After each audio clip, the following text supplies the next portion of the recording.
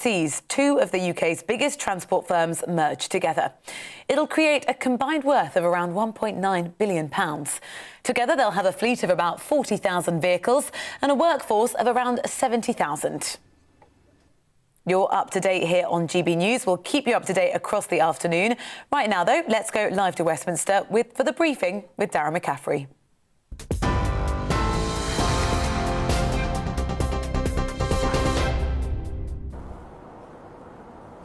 Yeah, thank you very much indeed, Rosie. It is just after 3 o'clock. We're live outside Parliament here in Westminster in a big day for the government, for Boris Johnson, and indeed for everyone who lives in England, with the Parliament MPs voting on whether to introduce Plan B to make it legally binding on everything from the extension of wearing face masks to isolation rules, and probably most controversially, at least among some Conservative MPs, about the introduction of vaccine passports here in England. We're expecting a sizable rebellion when MPs vote later on this evening at around 6:30. There is talk that upwards of 80 Conservative MPs could defy the government in all of this. That would be the biggest rebellion Boris Johnson has faced as Prime Minister, though phone calls, arm twisting, that is all taking place this afternoon. Boris Johnson individually calling up some of those rebels to try and get them back on side. It seems that is working to a degree. Some MPs are deciding to change their minds and back the government. The Prime Minister also expected to address all Conservative MPs at a meeting of the 1922 committee a little later on this afternoon. That is here in England, and we'll have full coverage of that over the next hour. As always, get in touch with your views. Do you think the government are going too far with these vaccine passports, or maybe not far enough given the spread now of the Omicron variant across the UK?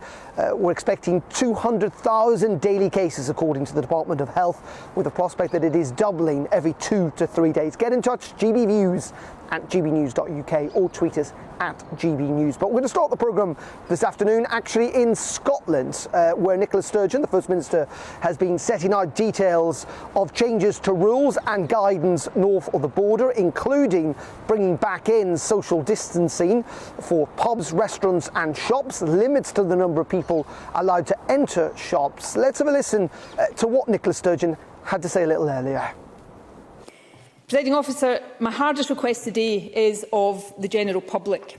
I want to be clear, I am not asking anyone to cancel Christmas, but in the run-up to and in the immediate aftermath of Christmas, I am asking everyone to reduce as far as possible and to a minimum the contacts we have with people in other households, and I will say more about Christmas Day in a moment.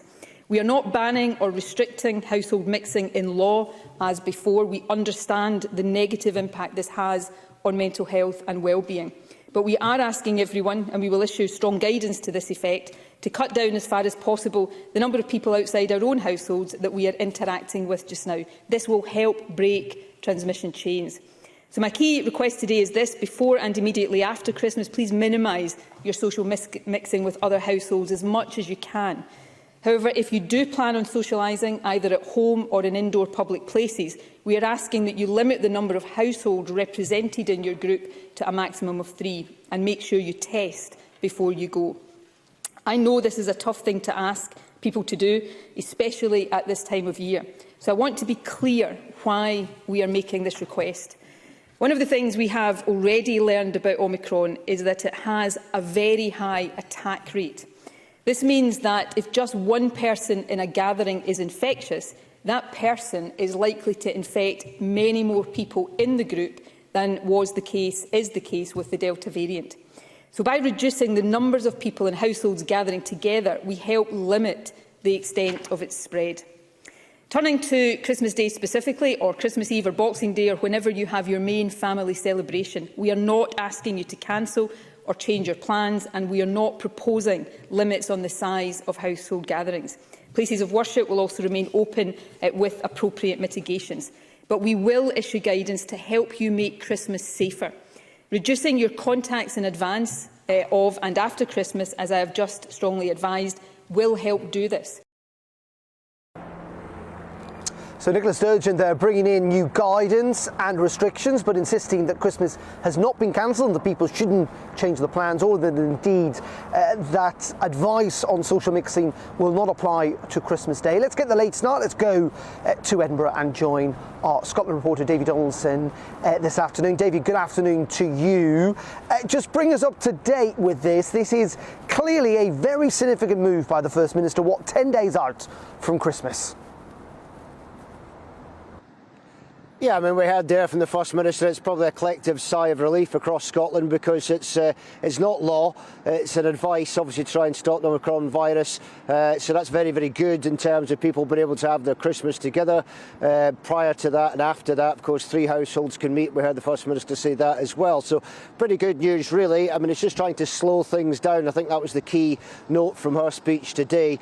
Try and slow things down, slow the spread of Omicron if possible, and at least people can have their Christmas together. One other thing that came out of it, that certainly I'm sure was struck a chord with a lot of people, was the visiting of people in care homes, so elderly relatives in care homes, that you can do that. Up to 2 people, 2 households can visit relatives there. They have to take a lateral flow test before. I've certainly been advised to take a lateral flow test before they go, which will obviously help, and you think that most people would stick to that. We also heard about the social distancing being brought in with, shops and things like that, bars, which should help things. The screens going back up if they've not been taken down already, so that should help things as well. One really interesting point that came out of Nicola Sturgeon's speech today was that she would have taken more with regards to hospitality. She said she would have taken stronger restrictions had she had the money to do so. Of course, no money coming from the UK government in terms of helping Wales, Northern Ireland and Scotland help those businesses who struggled, the hospitality industry in particular,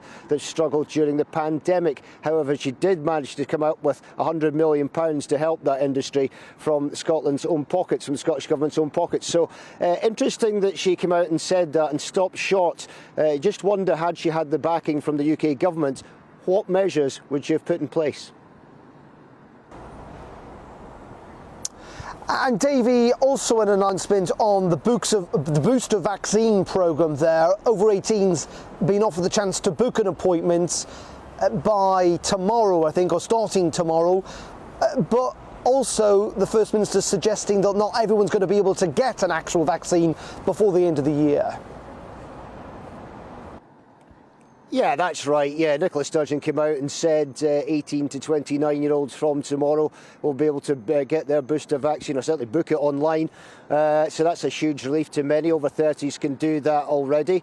So, yeah, the only thing with that is, as you say, is that over 18s, by the end of the year, she says, should have the booster vaccine. But, of course, that's going to be difficult because it'll depend on when you had your second vaccination. So not everyone's going to fall into that category. The other thing you've got to say as well is in terms of actually doing this, how difficult is it going to be to roll out? And we've heard earlier on in the programme, in the last programme, about how difficult it's going to be in terms of actually managing this, in terms of getting people through. One good point Nicola Sturgeon did make today as well was that the 15-minute break after your vaccination that you had to take following your your vaccination is now going to be obsolete. That's not going to happen anymore. So that should help speed things up in terms of being allowed more people through the doors and moving them on quickly to get other people in. So that should speed things up. Will it actually happen? I don't know. The other thing as well, I think, is that, certainly the sense up here is, will people actually get together for Christmas?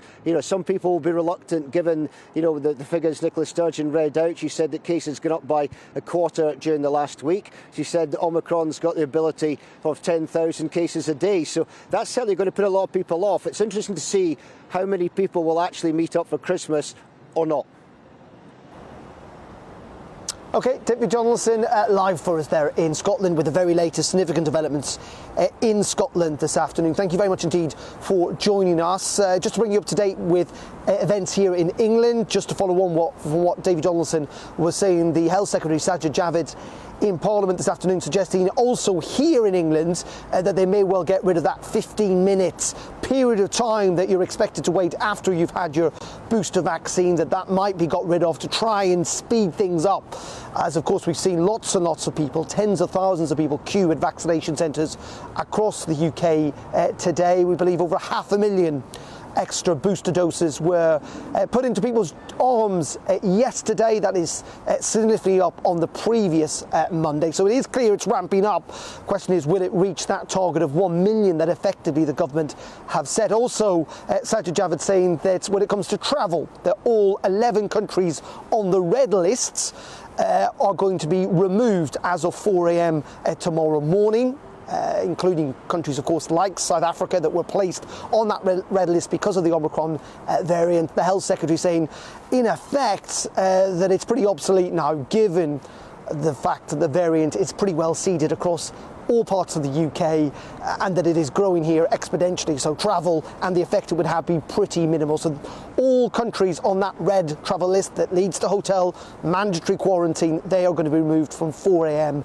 tomorrow morning. But Commons debating at the moment, of course, that big debate about the extra restrictions, about Plan B here in England. It started around 1 o'clock this afternoon. Lots of Conservatives say they're going to vote against the government. Let's have a listen in to what some of those MPs are saying in the Commons right now. Allies who want to help the government to persuade colleagues to engage with them and to deal with some of these dangerous conspiracy theories which are knocking public confidence and creating real fear and anxiety entirely without basis. And so I really hope that on this point, when the government concludes later on, they will set out how they plan to engage and will give an undertaking to work with the staff trade unions and with the Royal Colleges, because I think that would do so much to achieve the objectives we all share, but also to raise morale in the workforce, who often feel that they are slogging their guts out for the government but don't get the hearing that they deserve. I'll give way to this honourable gentleman. I'll come back to my honourable friend. Thank him for giving way. He's making a very good speech, and I apologise for interrupting him. But on a point of science, will he just accept that he's got it a little bit wrong? Having the vaccine doesn't stop you spreading it. It just makes it much less likely that it's going to harm you very badly. So you can have the vaccine and you can still spread it. And to imply otherwise is just wrong.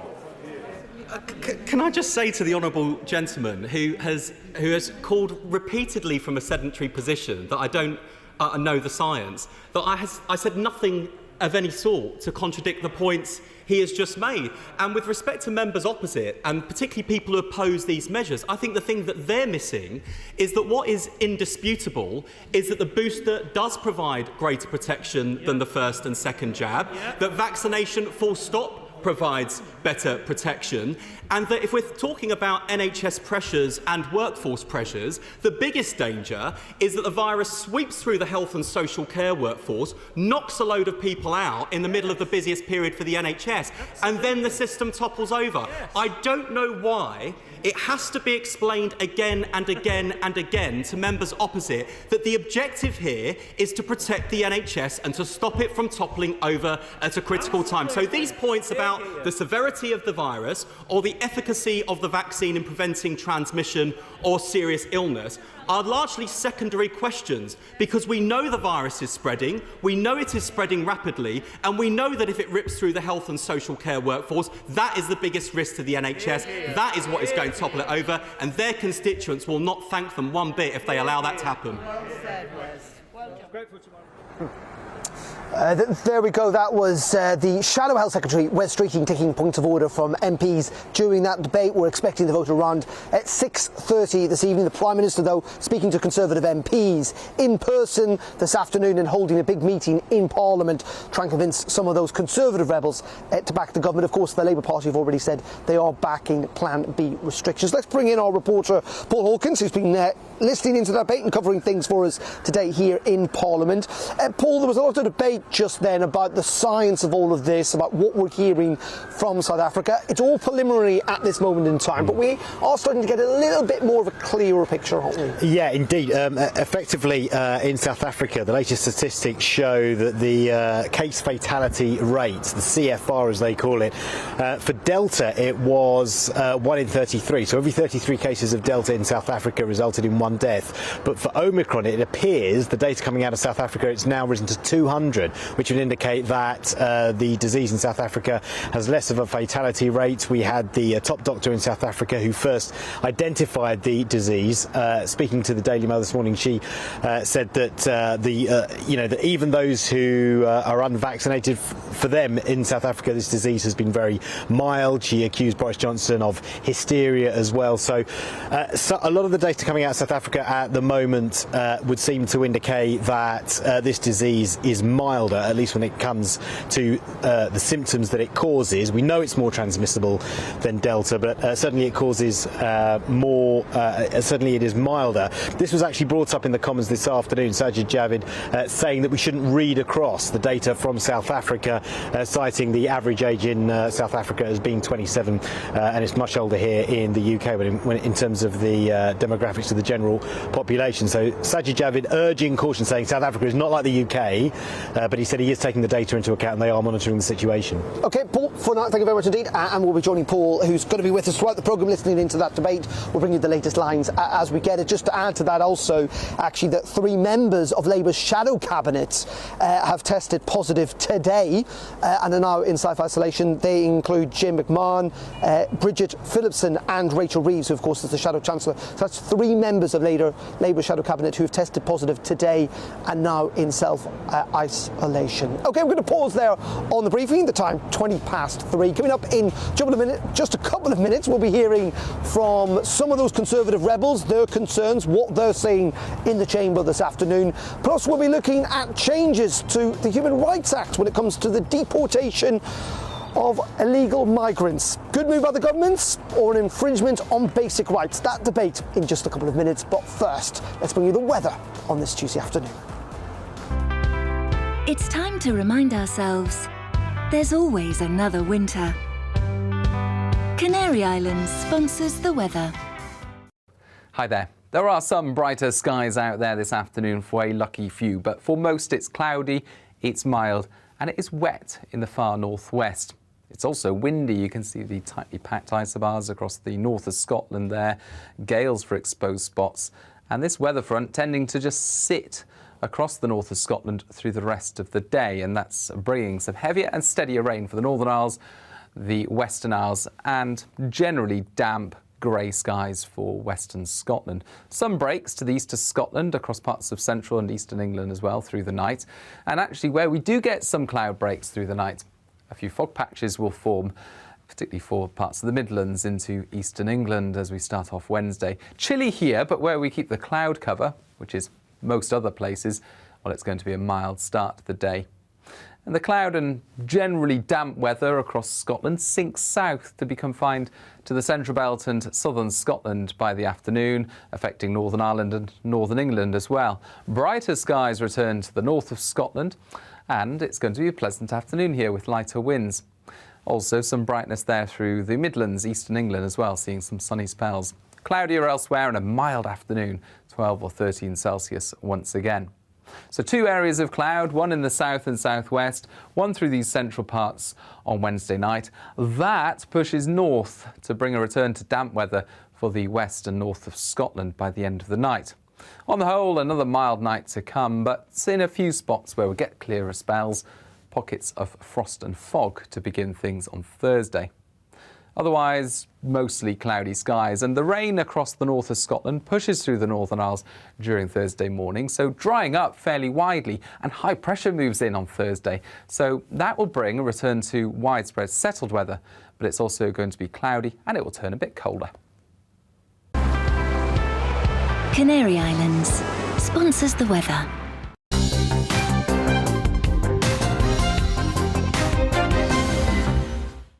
You're watching GB News live across the UK and the world on our digital stream. GB News is Britain's news channel. We are the UK's home of discussion and debate from all perspectives. We are here for you. Don't forget to join our YouTube community by clicking on that subscribe button.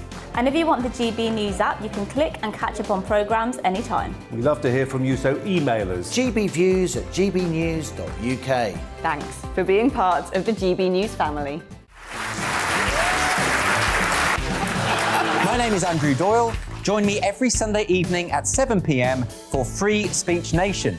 This is a show where we address current affairs and news stories of the week with the help of two wonderful comedian panellists. I brought in comics because I want to give it a lighter edge, and also they work for less. See you there.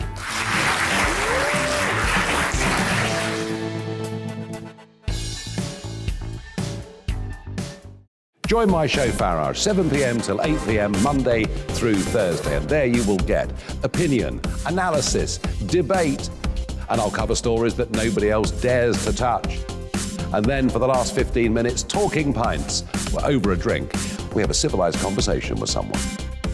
We very often disagree, but we do it in a grown-up way. Come and join me on Farage.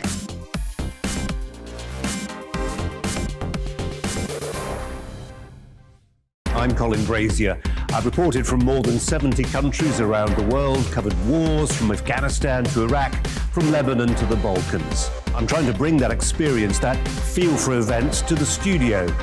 And something else. I'm ready to give an opinion. Today's stories with a spark. Brazier from 8 p.m. weekdays on GB News. Join us for the political correction. We're here every Sunday to correct politics and put you, the people, back in charge. We talk about all areas of the United Kingdom, including Northern Ireland. Our debate goes way beyond the Westminster Village. It's about the real country. It's about your opinion. So please, we want you to tell us what you think. This is the political correction.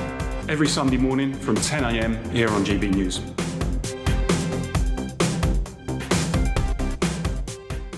You're watching GB News live across the UK, the world, and our digital stream. GB News is Britain's news channel. We are the UK's home of discussion and debate from all perspectives. We're here for you. Don't forget to join our community by hitting the subscribe button. And download the GB News app so you can click and catch up on programmes anytime. We love to hear from you. Email us at gbviews@gbnews.uk. Thanks for being part of the GB News family.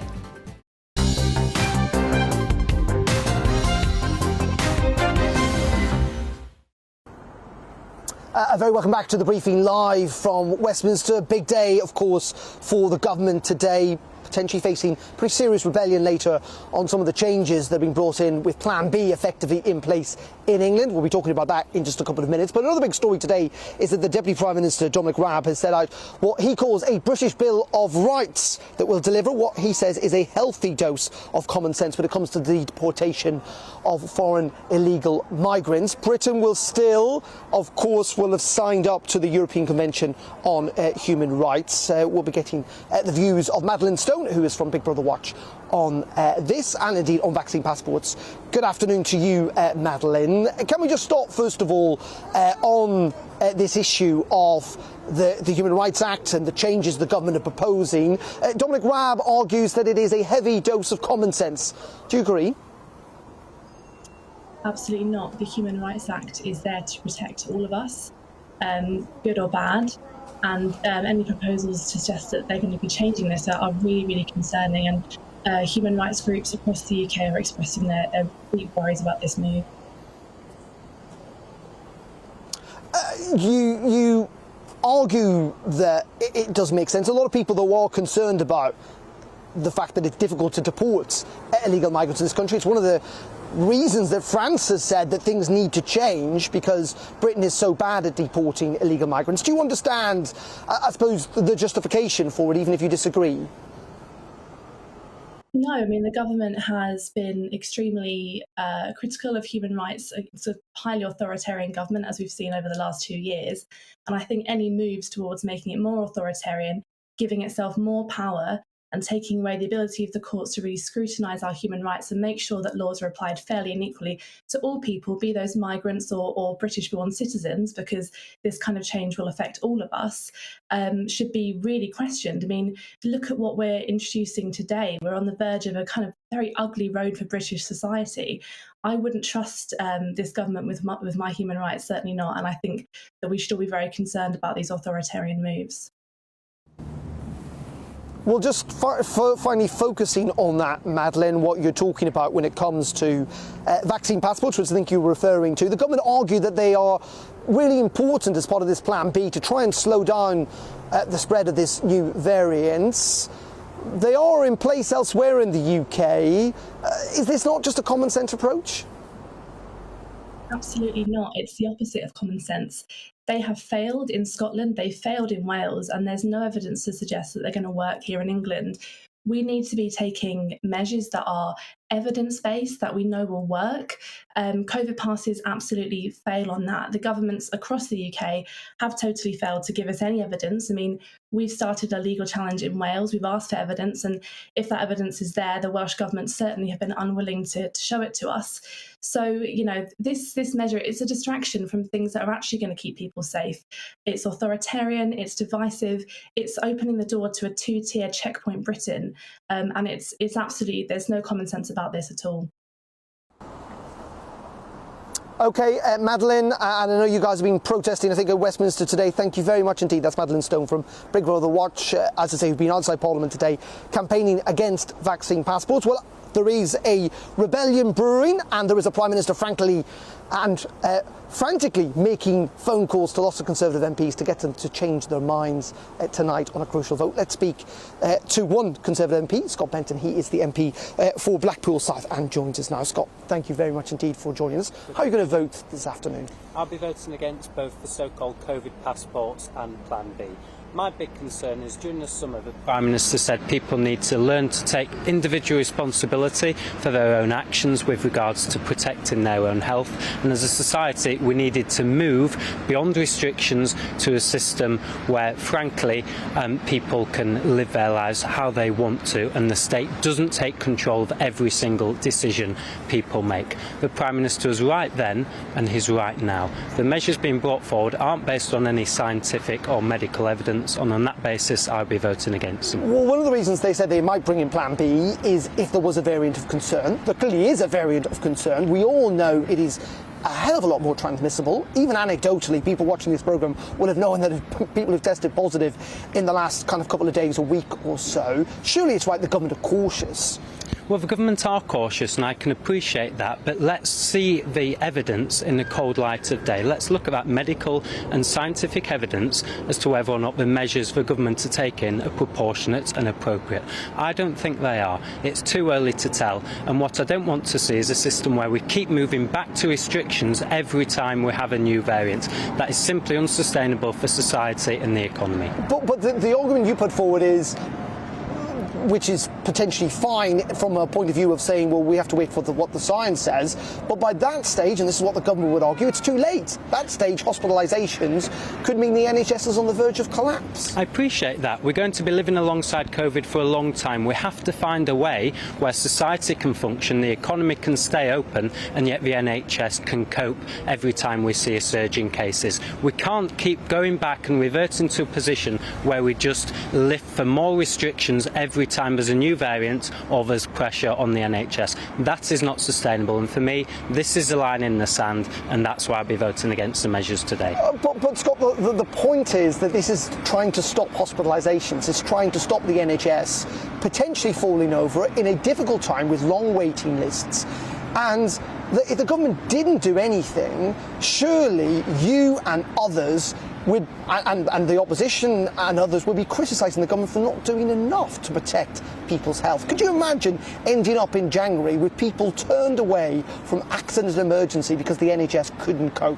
How could you then defend not doing anything now? Well, my concern is we've heard all this before. Let's not forget that the case numbers now are lower than they were a month ago. I appreciate there's an incubation period and potentially cases could rise, but it's far too early to be lifting once again for restrictions and going against the liberties of people in this country. There's no evidence I've seen as a Member of Parliament to justify the decision the government is taking, and that's why I won't be supporting them today. And just very finally, Scott, you know, the government potentially might have to rely on Labour votes tonight. That's never good for a government or an opposition votes.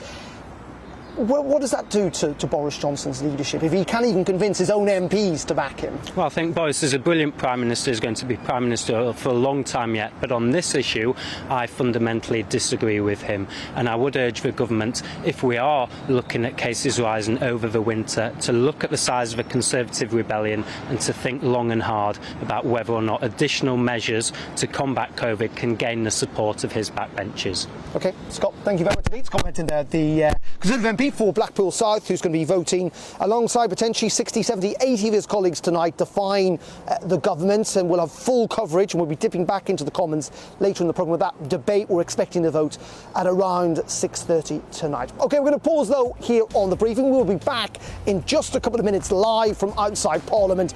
But first, let's go back to the studio for the very latest news this afternoon.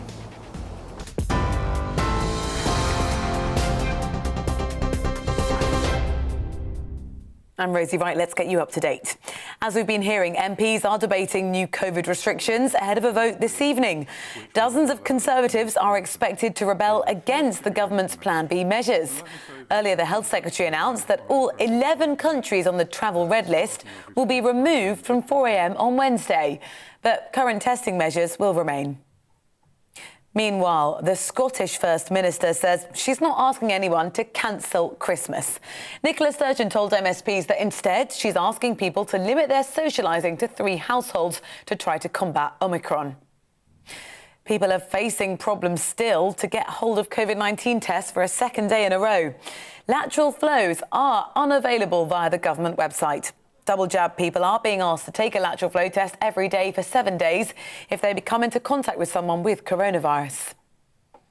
In other news now, a mother and her partner have been found guilty over the death of 16-month-old Star Hobson. The toddler died in September last year from catastrophic injuries, which she received in her home in West Yorkshire. 28-year-old Savannah Brockhill, pictured on the right here, has been charged with her murder. And Star's mother, 20-year-old Frankie Smith, on the left in this photo, was found guilty of causing or allowing the death of a child. National Express has agreed to the takeover of rival Stagecoach, which sees 2 of the UK's biggest transport firms merge together. It'll create a combined worth of around £1.9 billion. Together they'll have a fleet of about 40,000 vehicles and a workforce of 70,000. We'll have a full update for you at 4 o'clock.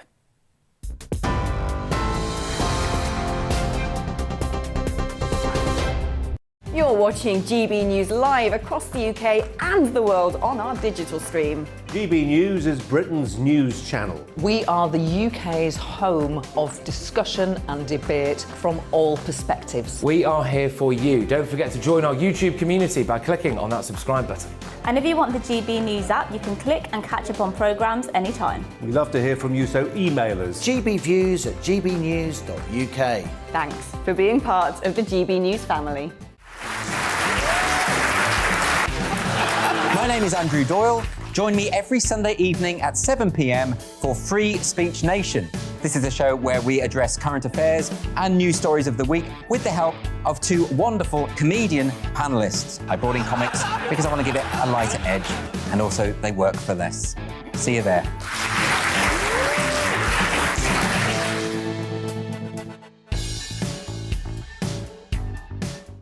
Join my show Farage, 7 p.m. till 8 p.m. Monday through Thursday, and there you will get opinion, analysis, debate, and I'll cover stories that nobody else dares to touch. And then for the last 15 minutes, talking pints. We're over a drink. We have a civilised conversation with someone. We very often disagree, but we do it in a grown-up way. Come and join me on Farage.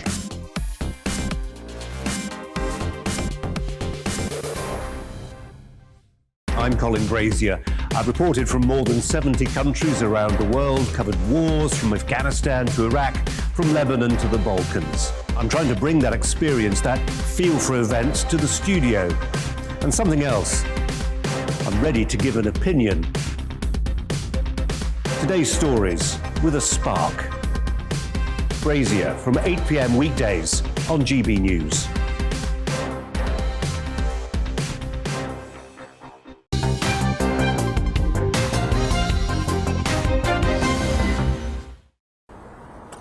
Very welcome back live outside Parliament. Big day today, of course. MPs voting on those Plan B restrictions. The vote expecting around 6:30 tonight, but the debate has started well underway inside the Commons. Let's have a listen in for a little bit. Social democracy, of liberal democracy, absolutely beyond anything that we've endured in recent living memory in the history of this pandemic. And as a consequence, having abandoned what might have been their ideology, they are rudderless. And as a consequence of that, so much more at risk of the opinions and predictions of the advisers to which they are in hock. Caroline Lucas. Who are you in hock to? Thank you very much, Mr. Deputy Speaker. I've just come from a meeting of the all-party group on coronavirus, and we were given a shocking set of presentations. I know my honourable member, the member for West Oxfordshire and Abingdon, will say some more about this shortly, but I wanted to bring three key messages from that meeting of scientists and NHS professionals. The first is that the NHS is beyond full stretch already right now. Some said it was at breaking point, and they pointed out that we are not in South Africa, where they started their Omicron wave at a very, very low level. We are starting it on top of a rising number of Delta cases, and that means we have to get transmission levels down now. The focus on vaccination alone, while vaccination is vital, will not be enough. It means that we have to focus on a range of other measures, like ventilations in schools, as others have referenced, but also the big issue of limiting social contact. We need to be honest, and we need to have consistent and clear messaging about the need to reduce that social contact. There is a direct relationship between the number of contacts that we have and the spread of infection.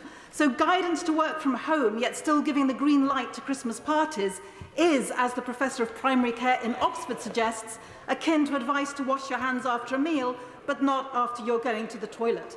All of us are dreading the prospect of not seeing loved ones again at Christmas. But that is exactly the direction in which we are headed unless the government shows some leadership and tells us the unwelcome truth we might not like to hear. I give way. There we go. That was the Green MP Caroline Lucas setting out why she is going to be backing the government tonight and backing these extra restrictions. Someone who isn't is Conservative MP Henry Smith, who is going to defy his party tonight, or his leadership at least anyway, and not vote for it. Caroline Lucas there making the case about how this is not South Africa, even with milder cases. We've got very high level of cases here, and the concern again about the National Health Service.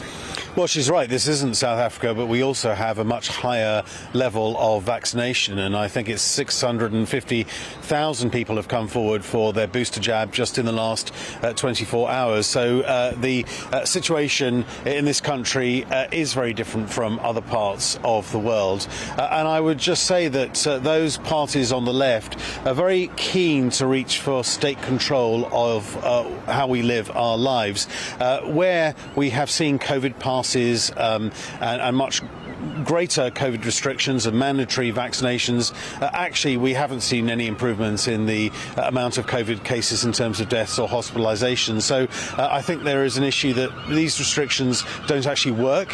But secondly, they're very erosive to our civil liberties, something that parties on the left are very keen to get involved with. But also, they're very damaging to our economic recovery as well. But in many regards, you know, there is a libertarian argument to be made. There's a philosophical argument to be made about the role of the state at any stage. But we are still in the middle of a pandemic, and it has been necessary at certain stages in this pandemic to introduce restrictions. We all recognise that. We're not out of the pandemic yet. This is a variant of concern. It is right for the government to be cautious. Well, yes, the government are right to be cautious, and I do support measures that are actually effective in combating the spread of COVID-19 and the various variants that we will have to live with for the rest of our lives. These variants will keep on coming, and the evidence suggests with viruses that they will become weaker in terms of their virulence as we go forward. We are going to have to learn to live with COVID. We can't just shut the economy down every time a new variant comes along. And the way we learn to live with that is encouraging take up of the vaccine, which in this country has been one of the most successful anywhere in the world. being sensible about how we go about our lives, but not closing down our economy. If we don't have a thriving economy, we won't be able to pay for the public services like the NHS. Yeah, but isn't it the point that the vaccine passports, which the government aren't even calling it that, isn't actually a big restriction on our lives, in the sense that you're either double vaccinated, so you can go in anywhere you want, or you just need to do a lateral flow test to prove you're negative. That seems quite sensible to lots of people to help protect others. Well, the trouble with the idea of a COVID pass is they don't actually work. So you could be double jabbed, as many people have been, get infected with COVID, go to that venue, show that you've been doubly jabbed, and still infect people with COVID-19. So they're not actually a terribly effective way at actually mitigating against the spread of the virus. But at the same time, they're deeply damaging to our economic recovery. And I do think there is a serious issue. It's not some sort of philosophical civil libertarian argument. This is the way our country is constructed. It's on individual liberty. It's where the individual has the same weight than the state does. And I think that, if COVID passes today, it'll be further state controlled tomorrow. I think the Conservative government are making a mistake over this. But potentially under your own government, though. But God forbid, under a future government which, believes in much greater state control, we are setting a very dangerous precedent. Well, many people would suggest that this government, with voter ID for elections, with potentially curbing people's right to protest, now with vaccine passports, sounds pretty illiberal. And it's a Conservative government, your government. Well, I don't accept that this government is limiting people's right to protest. I think it's balancing the fact that you can't have, for example, people like Extinction Rebellion closing down the economy. People have a right to protest. They don't have a right to disrupt other people's lives and livelihoods in going about that. So that's what that piece of legislation is about. Broadly, I very much support what this government is doing. We have seen economic growth despite the pandemic, record numbers of jobs. We've seen Brexit delivered. We've got now the world committed to net zero carbon by 2050 because of the UK government's leadership at the COP26 conference in Glasgow. A lot of things have been successfully delivered in just 2 years of this government, despite the global pandemic. On this, respectfully, I think the government have got COVID passes wrong and the idea of mandatory vaccination, and that's why, with a heavy heart but with principle, I'll be voting against those this evening. Let's move on to the politics a little bit. The whips have been calling today, clearly haven't convinced you, but they do seem to be convincing some of your colleagues. Well, that's the role of the whips. They're there and to get the Prime Minister, who apparently is going to talk to you guys later on this afternoon. Is that right? The Prime Minister apparently is speaking to the 1922 committee. I actually won't be there because I've got a meeting with Michael Gove about a constituency matter, so I won't be there to hear that. But of course, the whips and ministers and the Prime Minister will seek to persuade their MPs to support what they are trying to do. But in this, as I say, I respectfully think that they are making an error, and that's why, as I say, I will be voting with my conscience. It's been a difficult couple of weeks, I think it's fair to say, for the Prime Minister. If there's a big rebellion tonight, Shropshire we've got on Thursday, crucial by-election. How difficult are things for Boris Johnson and indeed for his leadership? Well, there's no denying it has been a difficult month or so for the Prime Minister. There have been a series of unforced errors, and I hope this is a wake-up call that we need to be more disciplined. We have had an unprecedented challenge in the global pandemic that we have been tackling. We've also had the challenge of delivering Brexit as well. So things have been very difficult, and the Prime Minister's got a number of happy events, but no doubt distracting in certain senses, such as the birth of his second child with Carrie. So hopefully this is a wake-up call. The fundamentals of this government are right, and I heard you earlier on talking about the opposition. What opposition? There is no opposition. All the official opposition are providing is really going along and actually wanting to go far further than the Prime Minister wants to. So the fundamentals, I think, are right in terms of what this government is delivering. But I am duty bound on behalf of my constituents to speak with my conscience when I think that an error is being made. Okay, Henry Smith, Appreciate your thoughts and your time this afternoon. Henry Smith, the Conservative MP, who's going to be defying the government. As I say, that debate well underway. We'll get the results probably, and there are going to be 4 different votes in and around 7 o'clock. We'll have full coverage here on GB News. Let's go back to Scotland, because in the last hour or so, very significant announcements there from the First Minister, Nicola Sturgeon, who's going to bring back in social distancing guidance for shops, restaurants and pubs just days before Christmas, and is asking people to limit their social gatherings in the run-up to Christmas. She argues to try and stop the spread of the Omicron variant, which is very quickly becoming the dominant variant here in the UK with exponential growth. Let's speak now to Dr. Sandesh Culhane. He is a Scottish MSP and joins us down the line from Scotland. Thank you very much indeed for joining us, Sandesh. This Nicola Sturgeon is arguing is the only sensible approach to take at this stage, given that we know cases are rising really quite rapidly in Scotland. Yes, I listened with worry as I heard about the Omicron variant, and I read the Scottish Government's evidence paper that was published on Friday, and that also was a cause for concern. But the way out of the pandemic, the way out of the Omicron variant, is to ensure that everybody gets their jab. Everyone goes out and gets their booster jab, and for those people who are not sure, I would say it's not too late. Even if you've not had one jab, go out and get it and go all the way up to the booster, because it's the booster that gives you the protection against the Omicron variant. And I've been calling for a month for mass vaccination clinics to be opened. And if Nicola Sturgeon had listened to me then, we'd be well on the way to delivering for the people of Scotland. I'm calling on Nicola Sturgeon now to ensure that mobile vaccination centres are increasing. They're going out to areas in Scotland where there's 70 areas in Scotland where 40% of the people haven't had their second jab. Now, we need to get out there. We need to be knocking on doors. We need to do something different. And that's what I'm calling on Nicola Sturgeon to do now. And I'm very happy that she listened to me finally when it came to the mass vaccination centres. In saying that, you know, as a doctor, but, you know, as a politician, as a human being, what do you feel about this argument that's been put forward, both in Holyrood and indeed in Westminster, that the NHS is under an enormous amount of pressure? Could it collapse if we simply did nothing, given the rise in cases, given the fear that that will inevitably lead to quite a big rise in hospitalisations too?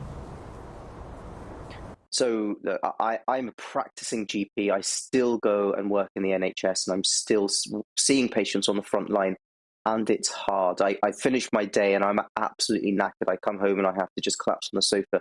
The number of patients we're dealing with, the workload, it is absolutely extreme. I'm not unique, and the healthcare staff up and down the country are working absolutely flat out and doing an amazing job. And we have to say congratulations and thank you to everyone out there who's continuing to do this job. The worry is the Omicron variant has an R number of about 3. It's got an attack rate of between 50%. If the government papers are correct, then it will significantly speed through our population. Now, I've heard people talk about it being slightly less severe than Delta, and I've heard people say it's the same. I've heard people say the opposite. But the fact is, with a significant increase in the number of cases, potentially we are going to see a significant rise in people who will be hospitalised, and potentially we'll see hospitals becoming overwhelmed. And I say potentially because we don't know for sure. This is based upon the evidence paper the Scottish Government released on Friday. But if we believe that paper, then we need to be extremely cautious, and we do need to look at how best to protect the NHS. OK, Dr. Sandesh Culhane, thank you very much indeed for joining us, the Conservative MSP there, joining us from Scotland.